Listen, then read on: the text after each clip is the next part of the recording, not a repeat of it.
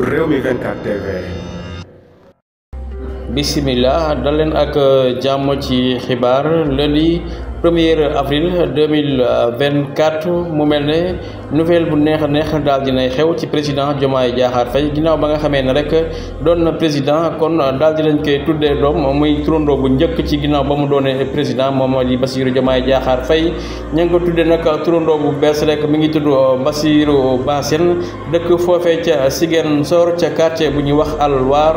kon moom mii di Bassirou Diomaye Faye ginnaaw ba nga xamee ne falu na kon ki ko njëkk a tudde turandoo ma nga dëkk foofee ca Ziguinchor ca quartier bu ñuy wax Alwar moom mi di monsieur madame Bassène ginnaaw ba nga xamee ne nag ñooñu seen soxna si daal di nay rek am doom ñu daal di jël tur bi daal di koy jox ki nga xamee ne moom mooy nouveau président Sénégal bi ñuy woowee Bassirou Diomaye Diakhar Faye kon mi ngoo ko di ko ñaanal moom mii di bébé Bassirou Diomaye Faye mu dund te am wér ak wérle kon loolu lañ koy ñaanal mi ngoo ko kon loolu moom moo xew ca Ziguinchor première turandoo bi nga xamee ne Bassirou Diomaye Faye am na ko ginnaaw ba mu doone président kon ca Ziguinchor la dëkk ci quartier bi ñuy wax Alwar ca Ziguinchor ko ko def nag moom mooy Monsieur Bassène